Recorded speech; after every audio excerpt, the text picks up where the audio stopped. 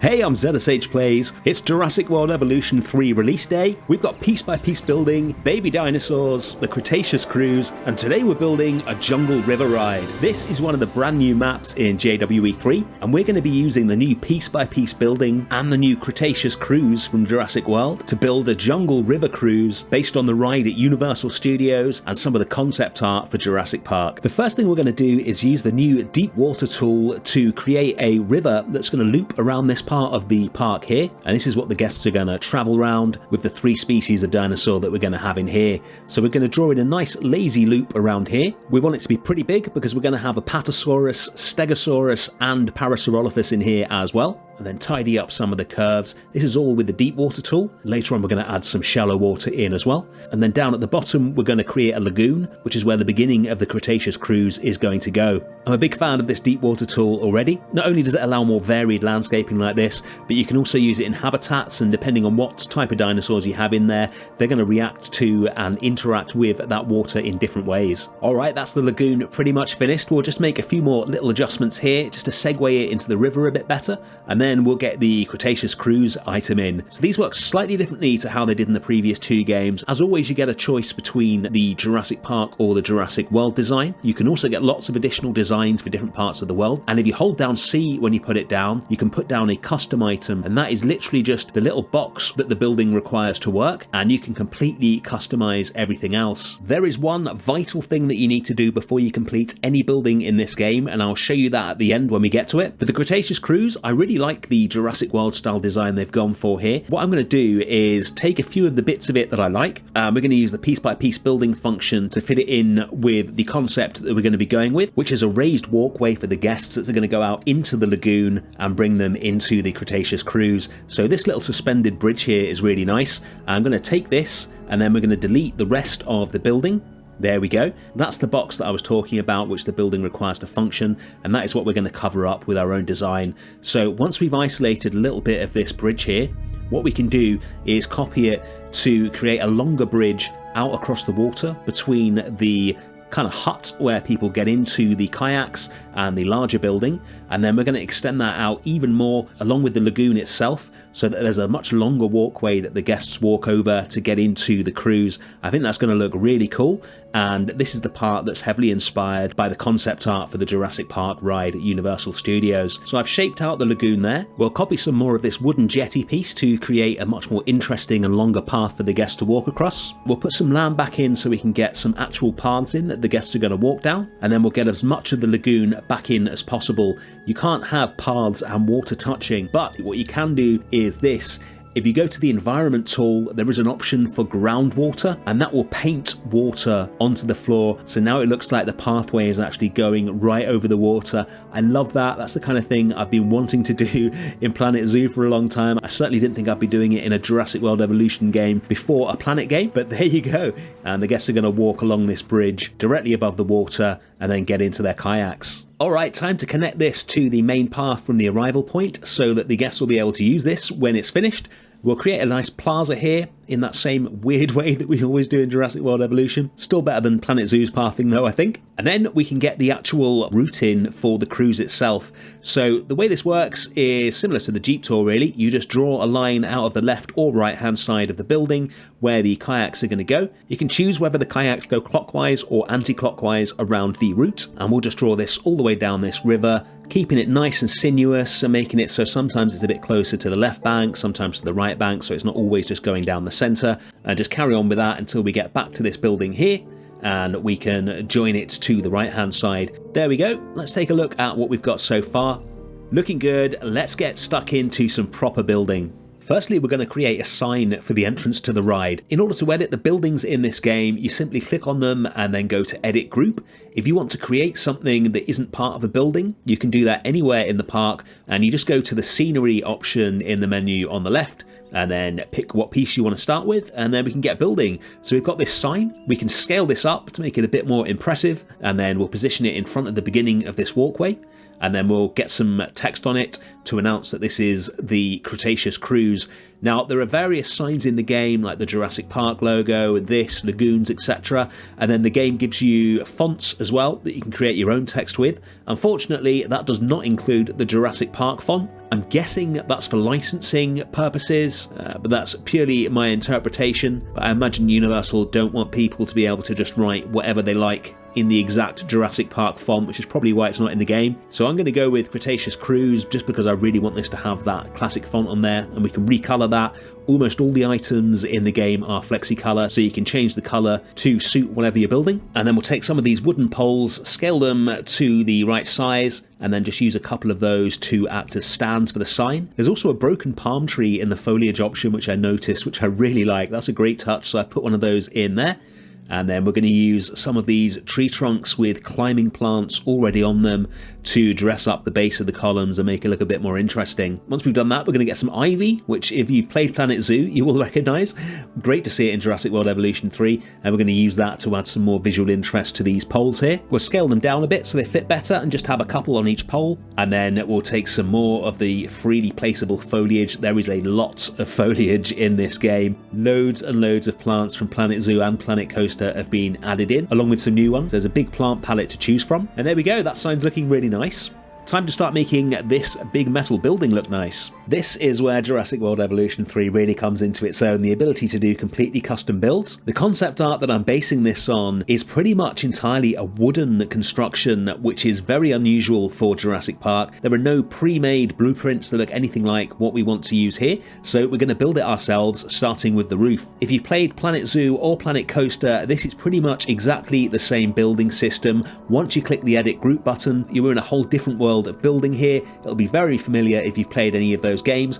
If you haven't, then it's going to be quite a bit more complex than you are used to in Jurassic World Evolution 3, but once you get your head around it, it is so powerful. It really enables you to build completely unique things so that your parks can look completely different to other people's. It's a lot of fun to learn, but if you do struggle, I am going to be releasing a tutorial about the piece-by-piece building within the next day or two, where we're going to build an item in the game together from scratch, and I'll put a link to that at the end of this video as soon as that is out. So if you're new to the channel, make sure you subscribe so you don't miss that and all the future Jurassic World Evolution 3 videos that we're going to have here. Let's get back to discussing the building. So there is a tower on top of the roof, which is going to have some communication systems and floodlights in it. Once we finish detailing it up, we'll put another little roof on there, and then we'll start getting onto the walls. We're going to use these wood pieces, which have got some really interesting textures on them already, and then we'll put a classic Jurassic Park door in, and then build our own little door frame with some more wooden trim that we're just going to colour to give us a nice Jurassic Park style red. We'll scale this down to a suitable size and use a few of these pieces to build the sides of the door frame, and then we'll just spin it round and use it again to build the top. A couple more pieces and a few more bits of positioning, and that's the door frame done, and we can move on to making this building a bit more attractive. We're going to add a big trellis to the front of the building that we can have some flowers on, so we're going to use this wooden awning piece. We'll have a couple of those next to each other, and then we'll put them in a group, select both of them, and then we can just copy them across the front of the building here. This one object is all we need to create the entire thing once we position it right. We use some of the poles that we created for the sign at the front to hold it up with, and then I was looking for some kind of hanging or trading plants that we could use along here. Didn't find many, so we're going to turn these plants upside down and use these. These will give us some really bright flowers on here, which once they're hidden away in all the vegetation that we're going to cover this building in, will just provide a nice pop of colour. We'll spin each flower around a tiny bit before we place it down so they don't all look the same, and that's the awning complete. We'll cover up these bits at the side with some Jurassic Park banners, and then it's onto the windows, which are something I've seen a little bit of in the trailers, and I'm really interested to see how these work. Once we've chosen a colour for the window frames so it fits in nicely with the building behind it, we can get to the exciting bit, the interior.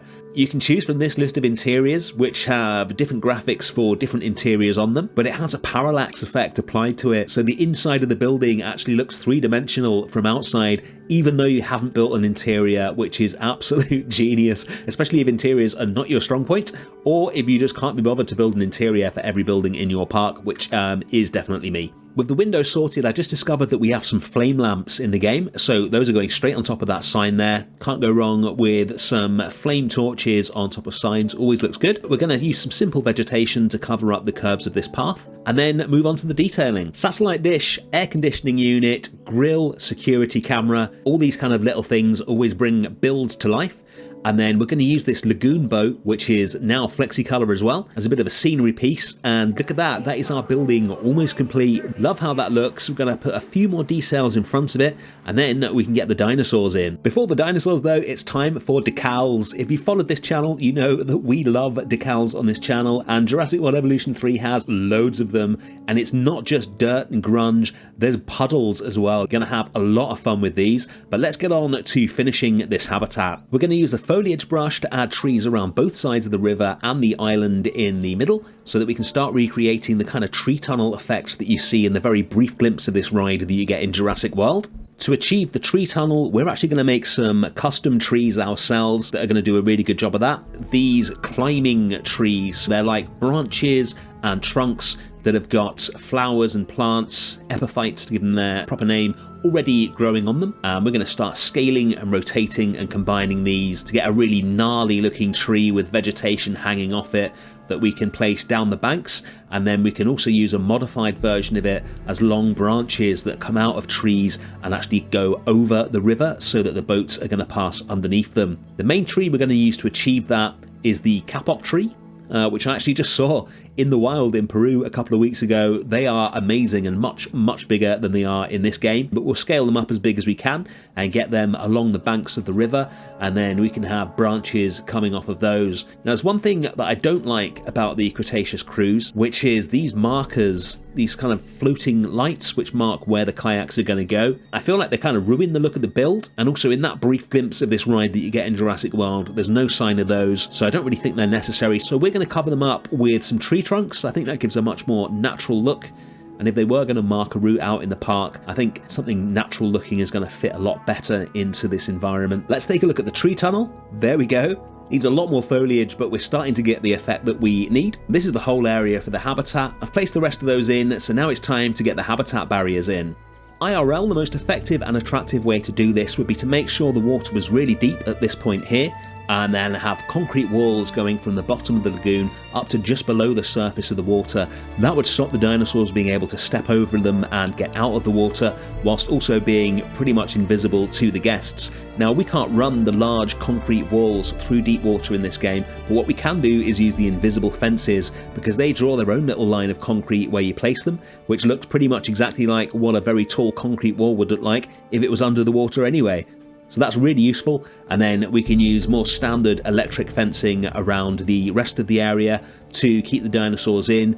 This won't be visible to the guests when they're on the river, because it'll all be covered up by all the trees and foliage in front of it, so we don't need to have anything fancy out here. We'll keep it pretty big, because we're going to have some pretty big dinosaurs in here, and once we've snaked this around the whole area, making sure that we don't disrupt any of the trees that we've got in there, we can bring it back round to the water, and then use one more piece of invisible fencing to join it back up to the Cretaceous Cruise building, and that's the barriers complete. Time for the dinosaurs. So the first dinosaur that we're going to get in here is the Apatosaurus. We'll go into the genome and get some colours that we like that match the ones that we see in Jurassic World, and we'll get those into the habitat, and then we'll do the same for the Stegosaurus.